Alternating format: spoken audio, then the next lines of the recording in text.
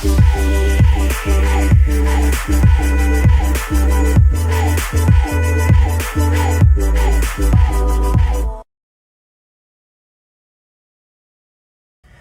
is your earliest musical memory? I think it was when I was very, very young. I saw a commercial on TV. I think it was from some kind of insurance company or kind of emotional bullshit commercial. But it had a song from Nina Simone, Ain't Got No, I Got Life. And I remember I saw it and I heard the music and I just had to cry. I think I was about 5 or 6. And my mom, she saw this and she went to the record store and got me this compilation album with songs from commercials and movies or whatever, because the song was on there. So I guess that's the first thing I remember quite vividly, because it really made an impact.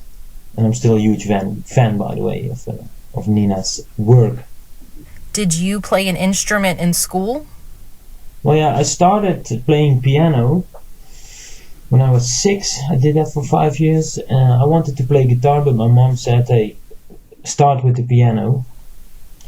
And then I started playing guitar when I was older. But in primary school, we didn't really have a school band as such. This was more in high school. And there I would always play either piano or guitar. Were you exposed to music by your family as a child? Yeah, I was actually.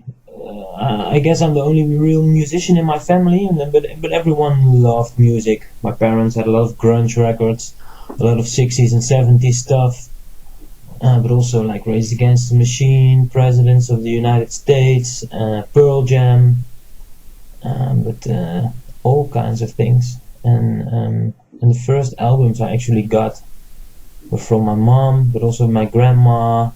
And my grandparents, they gave me albums from the Beatles and Elvis Presley, and this was like pre-internet, of course. So I played those records like a zillion times, just on repeat.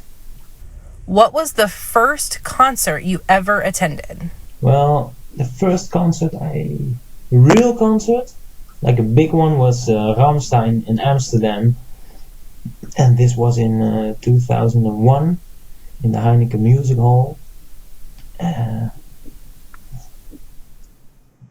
was, I think I was 14 or something like that. First big show with all the pyrotechnics. And in retrospect, of course, the Heineken Music Hall now is a tiny venue for Rammstein, but at that moment it was huge.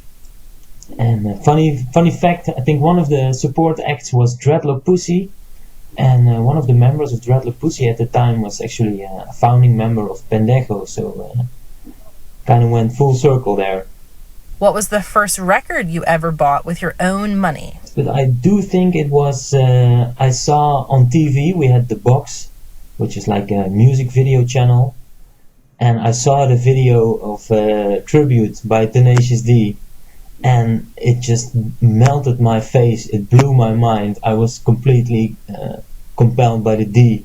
So I actually went to the record store in my town and I got the little cardboard single actually of it.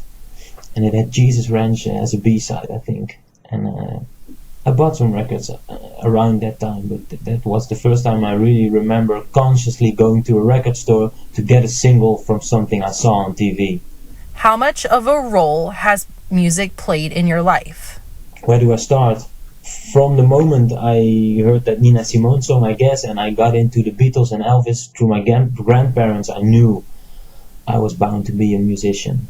Of course, you grow up thinking about, maybe I should get a real job, maybe I'm not good enough for this, no, of course I cannot go to the conservatory, blah blah blah. And then in the end it's about following your dream and your passion and doing it. So I've been doing it for since 94, 95, like really the biggest part of my life. It is my life. I don't know what to do else. Do you have a favorite genre of music you like to listen to? Well, I've got a pretty big ass record collection, and I DJ also, and I play in all sorts of bands, and like really the heavy music, the metal is something that's started in my puberty, and at some point I kind of turned my back to it and started exploring all kinds of music. But everything I've listened to in the past up till now is part of my baggage, so, and I still listen to a lot. I couldn't name a specific genre. Well, actually, at the moment, I'm a lot into pretty deep into gospel. Some old gospel records, Mahalia Jackson, Odetta. Do you have a favorite musical artist you like to listen to? Well, it totally depends on the style, on the genre. I guess in desert rock or stoner, I really like Clutch. I really like Caius. I really like Down. If you go more heavy, I'm really into Pantera, obviously. Like Megadeth, Slayer, the old thrash stuff. I used to have a phase that I was also very much into death metal. Cannibal Corpse, Macabre, The Prostitute, Disfigurement, I Hate God.